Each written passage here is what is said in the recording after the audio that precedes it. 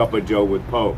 Before we get started here, if you take the time to hit that subscribe button, the follow button, the like button, and the notify button. That way, anytime we make new content, new videos, or bring some sort of piece of information, entertainment, or whatever it may be, you will be first to know. Plus, we're creeping up on the 2,000 mark. 2,000 subscriber mark on YouTube. I know it doesn't sound like much, but it is an accomplishment number-wise. Let's get there. We're so close. Now, using racism as an excuse.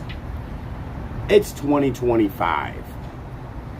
We're able to do some of the most remarkable things, from the information we have at a fingertip all the way to just humanitarian aid that we're able to deploy throughout the world. Now think about this. Whenever somebody does something wrong and there is some sort of ethnicity to it, some sort of race to deal with, it's brought into the spotlight. Now I'm going to refer to this case, the Carmelo Anthony case. It's a close-cut case. It truly is. One person's dead and one person's alive. One person unalived another person by force with a knife. There is no stand your ground. There is no, oh, he did this because of this. We all know consequences to actual fighting and things of that nature. For those of you who don't, you fight, you either win or get beat up, and then you live to battle again if need be. Real plain and simple. Now there's so many scared individuals. There are so many people in the world that are misguided into thinking that their life is threatened because of a physical altercation. Physical altercations go on in nature and in life daily. How you deal with them is on you. Now, the level of threat is another thing. If you truly believe your life may be in harm, then do what you need to do in order to preserve your life. One of the problems I'm having with culture these days is the ability to just lie blatantly. Like they will just tell bold-faced lies and hope that someone will believe them, or they will tug on heartstrings. That's one of their favorite things to do. Remember, control the media, control the masses, tug on heartstrings, and you can get people emotionally invested into what you have to say. Race is one of those things. When you deal with race, it's embedded in a lot of people and cultures to defend their race. Rather than seeing they're only a human being, they will stick with their race politics, race ideologies. The altercation, the incident, the crime, the life being taken of that young man by Carmelo Anthony has nothing to do with race at all. But they're going to continue to try to bring race into this. Why? Bunch of reasons. The number one would be their personal gain. What do they have to gain from it? Or are they winning some sort of favor? Or maybe emotionally they're feeling better with themselves. Who knows? Who cares? I don't. I am so fed up with race, it makes me sick. I think black racists create white racists. I truly believe that if you have enough black racists around and dwellers of past sins, or whatever you want to call them, history, if you have enough of them around and you throw another person in there, like a Caucasian or it could be Latino, it doesn't matter, as long as they're not the same race as the other race, then over time that race will get sick of it. That person will get sick of hearing it, that everybody's a boogeyman, everybody's out to get everybody, nobody gets a fair shake. Well, mine, because of this, listen everyone, I'm homeless. I am literally homeless and broke with no money. The very bottom of society right here. And I am Caucasian. Do you hear me? First and foremost, I'm a human. That's what I claim. I don't claim a race. I claim, and I'm a human. That's my race. It's humanity, human. I am a human. Okay? But for these other individuals to sit around and cry about some bullshit that doesn't exist. The only racism that exists anymore are the people holding on to it to try to use it as some sort of crutch. There is no, I did this because I'm this color. Now excuse my actions because of this. It's like no shame and no accountability. That's what it seems like to me. No shame and no accountability. Say whatever with no repercussions, no consequences. That's what it seems like to me.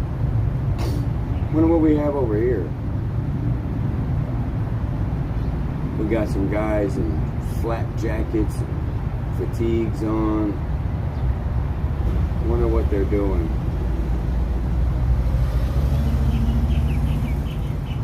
I know they didn't just ask that guy for his ID, because I'll walk over there and let's see if they ask me for my ID. And I will refuse, because you have got to have a reason. I'm doing the law all the way out now. Remind you, I am pro law enforcement, pro firefighters, EMS workers, service workers.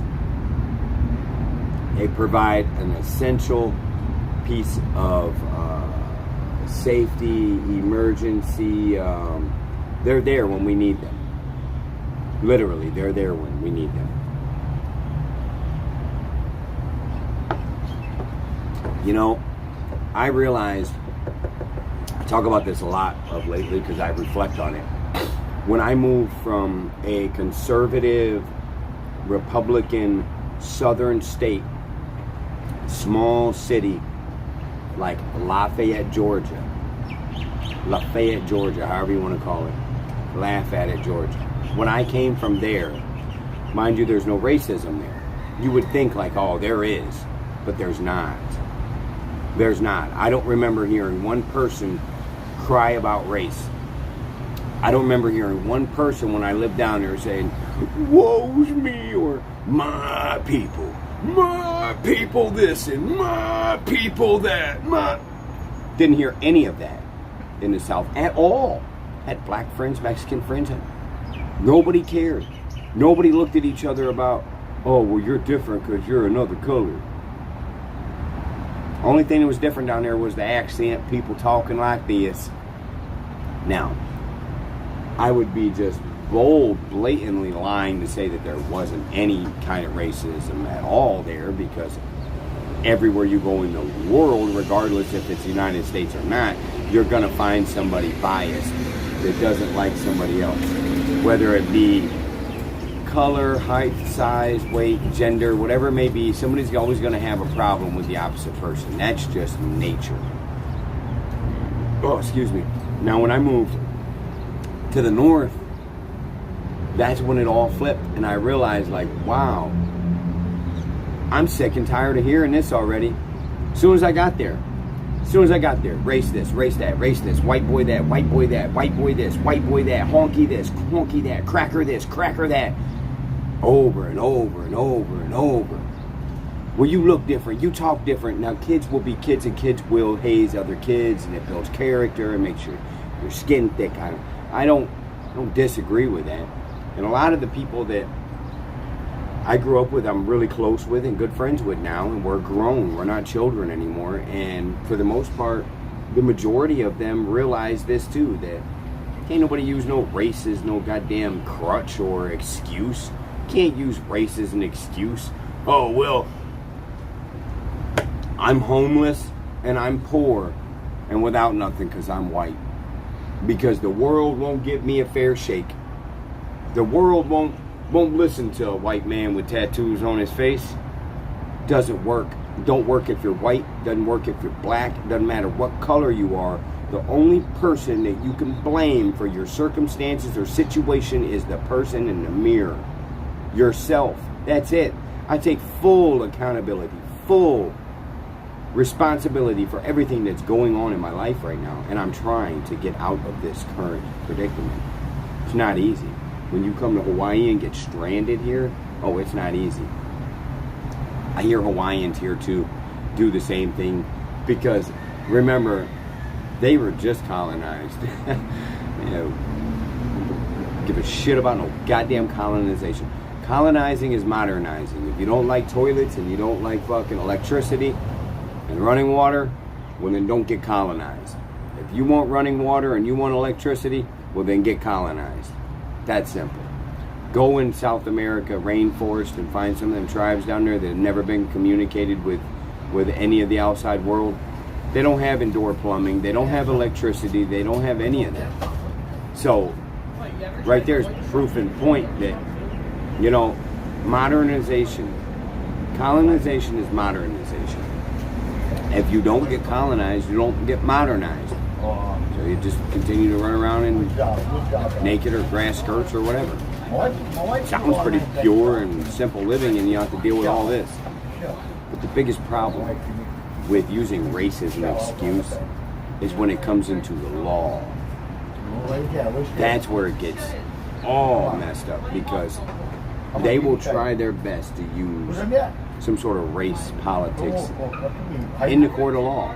Oh, this person didn't get a fair shake because they grew up without a father in a bad neighborhood in a bad area, and they're purple. They're not even black. They're purple, deep purple too. Oh, they don't stand a chance. They don't stand a chance.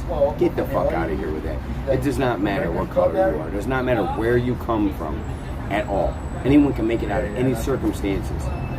I know people personally that have made it out of the slums, have made it out of the ghetto, and live in a nice area, nice stuff. One of the even bigger problems is glorifying drug dealers, glorifying criminals, and glorifying anarchy. Those.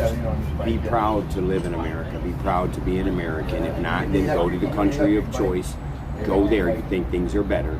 Literally, I wish that all these people that chant and rally against America would just go live somewhere else, since they don't like it so much. I love this country, but I love that I'm able to have the freedom to come on this camera and talk to you and try to open your eyes up, to get you to wake up, because woke is a joke. It truly is. A man is a man, a woman is a woman. Oh boy, how about religion? You guys want to jump into that one for a second? Think not, but let's say you did. Religion had a lot of morals, a lot of rules.